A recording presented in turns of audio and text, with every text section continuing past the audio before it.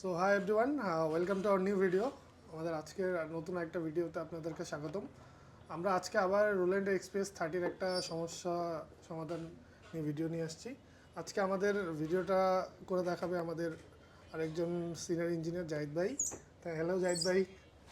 Hello. আচ্ছা, এখন সমস্যাটা একটু দেখি আমরা সমস্যাটা অন করি। করার পর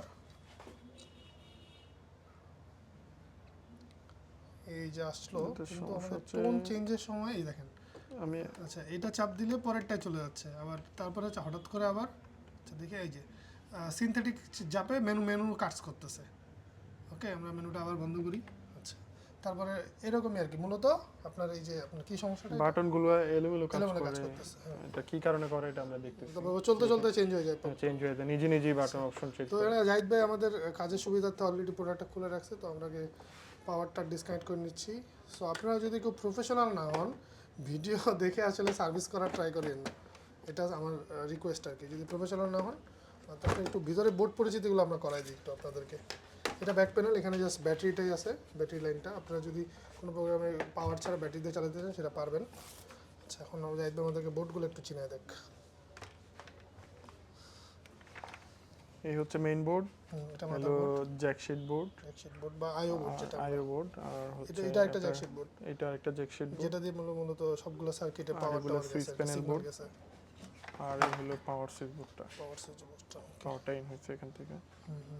তো এটা খোলার সময় খুব সাবধান, রেবনগুলো যখন আপনারা খুলবেন খুবই সাবধানতা অবলম্বন করতে হবে। আচ্ছা, এখানে ডিসপ্লে রেবন আছে, এগুলো খুবই সেনসিটিভ রেবন, এটা খুবই সাবধানে খুলতে হবে। আপনারা টান করে দিয়েন না, জাস্ট নর্মালি সব কিছু ঠান্ডা মাথায় দেখে যে সব কিছু খুলছে তারপরে বোর্ডগুলো খুলবেন। জাহিদ ভাই আমাদের খুব দক্ষতার সাথে বোর্ডগুলো খুলে দেখাচ্ছে। আপনাদের এই ধরনের সমস্যা থাকলে আপনারা আমাদের সাথে যোগাযোগ করতে, রোল্যান্ড রিলেটেড অ্যাটলিস্ট, রোল্যান্ডের কোনো সমস্যা বা স্ট্যাঞ্জার, স্যানাইজার, হারমান গ্রুপের প্রোডাক্ট বা আপনার মিউজিক টাইপ গ্রুপের প্রোডাক্ট, আসলে যে কথায় মিউজিক্যাল ইনস্ট্রুমেন্টের যে কোনো ধরনের প্রবলেম হলে আপনি আমাদের সাথে কথা বলতে পারেন। আমি অবশ্যই আপনাকে অনলাইন বেস যতটুকু হেল্প করা যায় করব, বা ফিজিক্যালি আপনি চাইলে আমাদের সাথে যোগাযোগ করতে পারেন, কোনো সমস্যা নেই।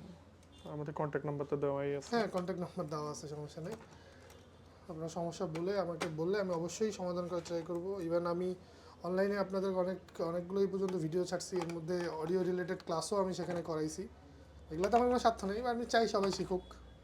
সো আপনারা এরপর থেকে জাহিদ ভাই নিয়মিত ভিডিও দেখতে পারবেন। মূলত জাহিদ ভাই বাংলাদেশে স্ট্যাঞ্জারের জন্য খুব পরিচিত একজন ইঞ্জিনিয়ার, এবং বাংলাদেশে স্ট্যাঞ্জারের যে মেন ডিস্ট্রিবিউটর আমাদের মেলোডিয়ান কোং, সেটার স্ট্যাঞ্জারের পার্টটা পুরো জাহিদ ভাই দেখে। মানে এই পর্যন্ত আপনারা স্ট্যাঞ্জারের সার্ভিস মেলোডি থেকে যেটা পেয়েছেন সেটা জাহিদ ভাই থ্রুতেই পেয়েছেন, সেটা জাহিদ ভাই মূলত কাজ করে।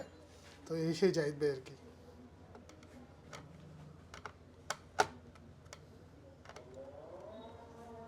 কিছু করতেছি না।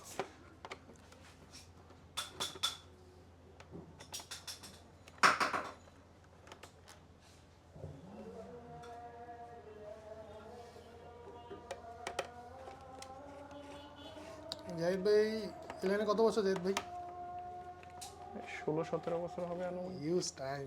আমি ছোটো মানুষ, আমি বাংলাদেশে ইন্ডাস্ট্রিতে কাজ শুরু করছি আজকে 6 বছর কমপ্লিট হচ্ছে। আমার ডিপ্লোমা শেষ করার পরে আমি জয়েন করছি। তারপরে আমার কোম্পানির থ্রুতে আমি হারমানে স্যানাইজারের ট্রেনিং নিয়ে আসছি, এবং বর্তমানে স্যানাইজারে বাংলাদেশ রিজিয়নে সমস্ত টেকনিক্যাল বিষয়ে প্রবলেমগুলো আমি দেখি আর কি।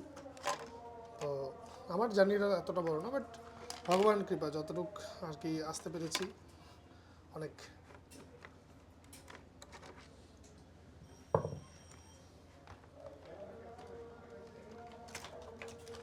যে খুব দক্ষতার সাথে উপরের আইও বোর্ডটাকে আগে খুলে ফেললো, মাদারবোর্ডটা খোলা হয়ে গেল।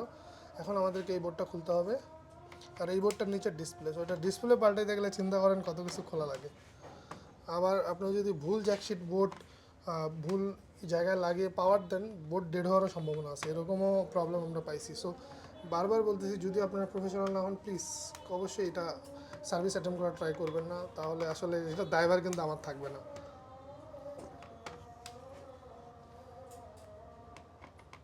এখানে এই যে এই যে আইসিগুলো আছে, আইসিগুলো থেকে একটু প্রবলেম হচ্ছে, এগুলো ড্রাই সোল সারবে। যদি কোনো বেশি সমস্যা হয় সেই জিনিসটা জাহিদ ভাই চেঞ্জ করে দেবে। আমাদের কাছে এই ধরনের সব আইসি টাইসিগুলো আছে, আমরা সেগুলোই করি আর কি, সমস্যা নেই।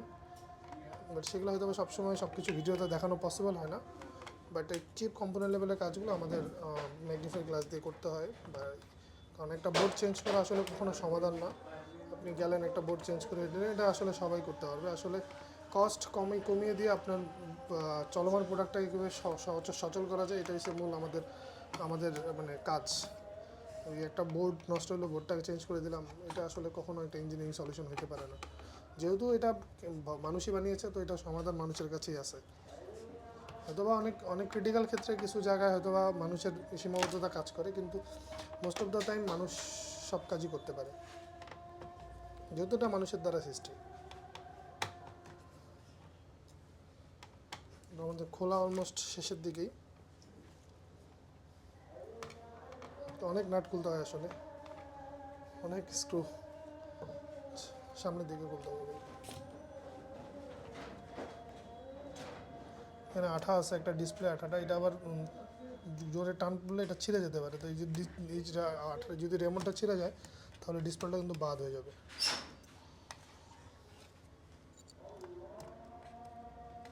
খুবই সাবধানতার সাথে কাজটা করতে হবে।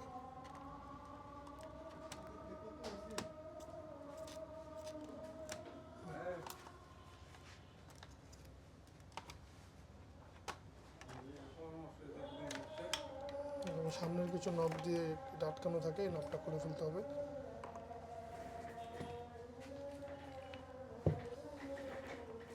এই ধরনের কাজ করার সময় আপনারা ট্রাই করবেন নিচে একটা টাওয়েল, এরকম ভারী টাওয়েল যদি ইউজ করতে পারেন, তাহলে ডিসপ্লেটা স্ক্র্যাচ পড়বে না আসলে বারবার।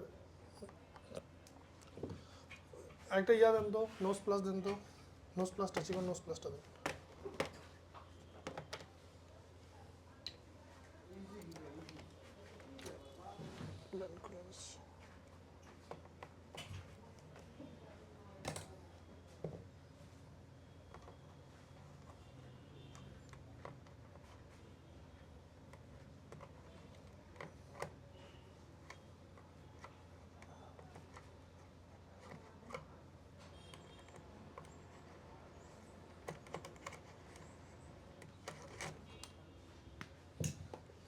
খুব দক্ষতার সাথে বোর্ডটা খুলে ফেলছে। বোর্ডগুলো খোলা কমপ্লিট। ওকে, এখন আমাদের যেটা করতে হবে সেটা হলো এই এখানে আপনার কেবলটাই দিয়ে সবগুলো বাঁধা আছে, ওই জিনিসটাকে খুলে ফেলতে হবে। বা আপনি চাইলে এটা লাগিয়ে রেখেও কাজ করতে পারেন। তো এখানে আসলে এই যে দেখেন কিছু আইসি, এই যে আইসিটা আছে যেটাতে আপনার মূলত কন্ট্রোল হয়েছে, কিছু ডায়োড আছে, এগুলো সব চেক করতে হবে থ্রুলি। সো জাহিদ ভাই এটা কমপ্লিটলি করার পর বাকি ভিডিওটা আমি আপনাদের সাথে আবার শেয়ার করতেছি। Thank you so much.